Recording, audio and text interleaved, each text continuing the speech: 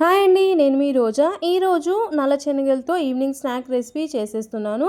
దీంట్లో ప్రోటీన్ ఎక్కువగా ఉంటుంది, పీచు పదార్థం సమృద్ధిగా ఉంటుంది, అలాగే రక్తంలో చక్కెర స్థాయిలను నియంత్రించడంలో సహాయపడుతుంది, ఐరన్ ఎక్కువగా ఉంటుంది, గుండె ఆరోగ్యానికి మంచిది, బరువు నియంత్రణకు కూడా ఉపయోగపడుతుంది, ఎముకల ఆరోగ్యానికి మంచిది. ఇన్ని మంచి పోషకాలున్న నల్ల శనగలతో ఈవినింగ్ స్నాక్స్ ఎలా చేసుకోవాలో చూపిస్తాను. చాలా సింపుల్ అయిన రెసిపీ అండి. మీరు కూడా ఫుల్ వీడియో వాచ్ చేసేయండి. నల్ల శనగలని మనం నైటే నానబెట్టుకొని పెట్టేసుకోవాలన్నమాట.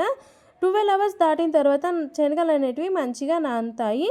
ఒక 2 టైమ్స్ వాష్ చేసేసి ఈ నల్ల శనగలని విజిల్ కుక్కర్లోకి వేసేసి 2 టేబుల్ స్పూన్ల సాల్ట్ కూడా వేసేసి శనగలు మునిగేంత వరకు వాటర్ వేసి లో ఫ్లేమ్లో ఒక విజిల్ తీసుకోవాలన్నమాట.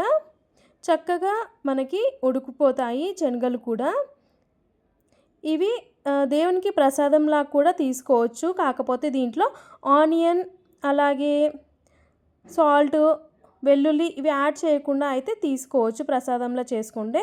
ఇక్కడ మనము శనగలు కూడా ఉడికిపోయాయి. ఇప్పుడు దీన్ని పోపు వేసుకుందాము. స్టవ్ వెలిగించి ప్యాన్ అనేది పెట్టేశాను. ఇక్కడ కొద్దిగా ఆవాలు జీలకర్ర వేసేసి సన్నగా కట్ చేసుకున్న వెల్లుల్లి కరివేపాకు ఒక చిన్న ఆనియన్ కట్ చేసి వేసేసుకున్నాను. ఇవి మంచిగా ఫ్రై అయిన తర్వాత దీంట్లో ఉడికించిన శనగలు ఉన్నాయి కదా, వాటర్ అన్నీ వంపేసిన తర్వాత ఈ శనగలన్నిటినీ ప్యాన్లో వేసేసేయాలన్నమాట. వాటర్ ఎక్కడా ఉండకూడదు. ఇప్పుడు రుచికి తగ్గట్టుగా మిర్చి పౌడర్ యాడ్ చేసుకోవాలి. నేనైతే సాల్ట్ యాడ్ చేయడం లేదు, ఎందుకంటే మనం ఉడికించుకునే టైంలో సాల్ట్ యాడ్ చేసాం కదా, ఆ సాల్ట్ అనేది సరిపోతుంది మనకి. అంతే అండి. కావాలంటే నిమ్మకాయ వేసేసుకొని ఒక బౌల్లోకి తీసేసుకుంటే సరిపోతుంది. Thank you.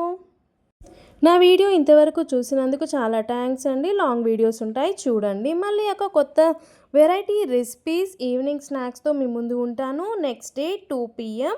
Thank you for all. Like, share, subscribe.